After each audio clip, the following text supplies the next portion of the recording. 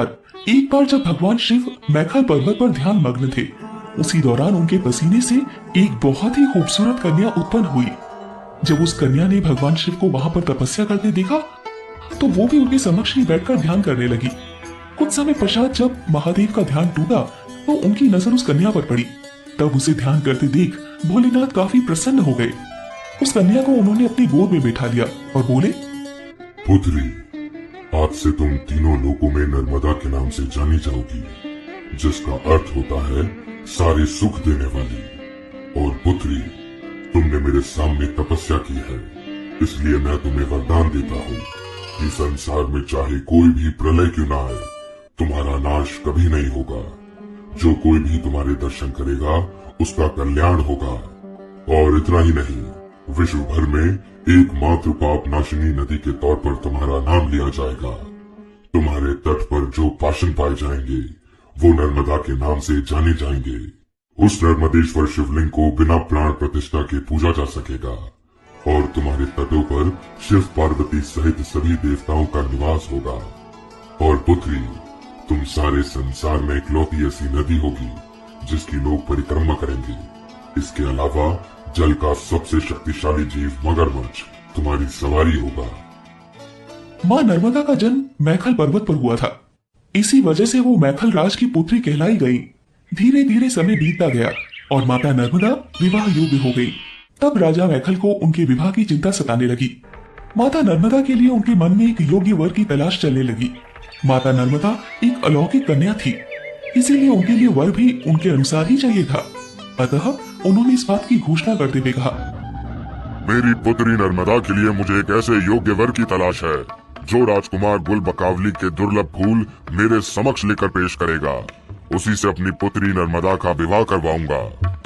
राजा के द्वारा रखी गई ये बहुत ही कठिन शर्त थी, जिसे पूरा करना हर किसी के वश की बात नहीं थी। देश विदेश के करीब सभी राजकुमारों ने राजा की शर्त को पूरी करने की कोशिश की, लेकिन सबके सब नाकाम रहे।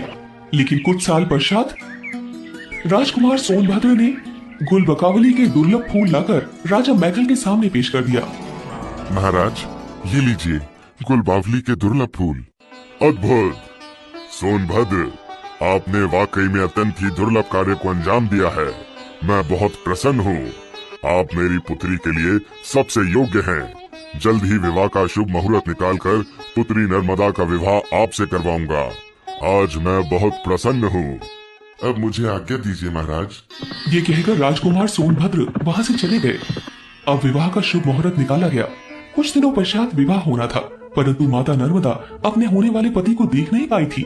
लेकिन उन्होंने अपने पिता राजा मैखल से सोनभद्र की वीरता और अद्भुत व्यक्तित्व की काफी ज्यादा प्रशंसा सुनी थी।